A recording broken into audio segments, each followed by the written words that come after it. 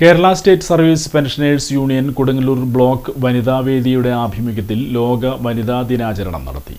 നഗരസഭാ vice chairperson Sumitha Nisaf വനിതാ ദിനാചരണം ഉദ്ഘാടനം ചെയ്തു. കേരള ശാസ്ത്ര സാഹിത്യ പരിഷത്ത് സംസ്ഥാന പ്രസിഡന്റ് മീരാബായ് ടീച്ചർ മുഖ്യപ്രഭാഷണം നടത്തി.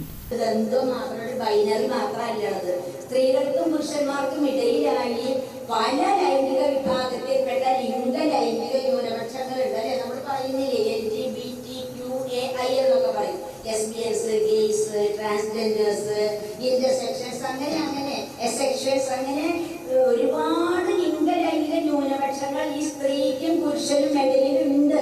അവരെ കൂടി അഡ്രസ് ചെയ്താലാണ് തുല്യത എന്ന ആശയത്തിലേക്ക് നമ്മൾ എത്തും. ഇപ്പൊ നമ്മള് വനിതാ ദിനം എന്ന് അന്ന് തൊട്ട് പറഞ്ഞു വന്നതുകൊണ്ട് തന്നെ ട്രാൻസ് വ്യക്തികളെ കുറിച്ചോ ഇത്തരത്തിലുള്ള LGBTQAI എന്ന് പറയുന്ന കമ്മ്യൂണിറ്റിയെ കുറിച്ചോ നമ്മൾ സാധാരണ പറയാറില്ല. അവരെ കൂടി ഉൾച്ചേർത്തുകൊണ്ട് മാത്രമാണ് തുല്യതയുള്ള ഒരു ലോക രീതിയിലേക്ക് നമുക്ക് നടന്നെടുക്കാനായിട്ട് കഴിയുകയുള്ളൂ. അതായത് അവർക്ക് അവരുടേതല്ലാത്ത കാരണം കൊണ്ട് അത്തരത്തിലുള്ള ഒരു വിഭാഗത്തിൽ ജനിച്ചു കഴിഞ്ഞിട്ടുണ്ടെങ്കിൽ അവർക്ക് ഒരു ഐഡന്റിറ്റി വ്യക്തമാക്കുന്നതിനോ അത് മറച്ചു വെക്കുകയാണ് ചെയ്യുന്നത്. അല്ലെങ്കിൽ വീട്ടിൽ നിന്ന് അവരെ ആട്ടിയാക്കപ്പെടുന്നു. സ്കൂളിലായാലും പൊതു ഇടത്തിലായാലും പൊതുസമൂഹത്തിലായാലും അവർക്ക് സ്ഥാനമില്ലാതാവുകയും അവര് നമ്മുടെ നാടനെ വിട്ട് അങ്ങനെയാണ് പുറത്തേക്ക് ബാംഗ്ലൂരൊക്കെ പോകുമ്പോൾ ഇത്തരത്തിലുള്ള ഒരുപാട് വ്യക്തികളെ നമുക്ക് കാണാനായിട്ട് കഴിയുന്നത്. പക്ഷെ കേരളം വളരെ വ്യത്യസ്തമാണ്.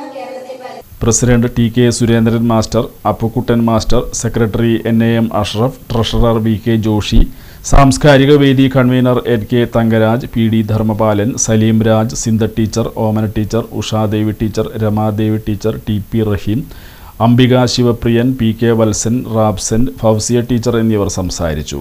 Eriyad panchayat CDS vice chairperson Ambika ശിവപ്രിയനെയും പങ്കെടുത്തവരിൽ പ്രായം കൂടിയ കൊച്ചമ്മു ടീച്ചറെയും ആദരിച്ചു.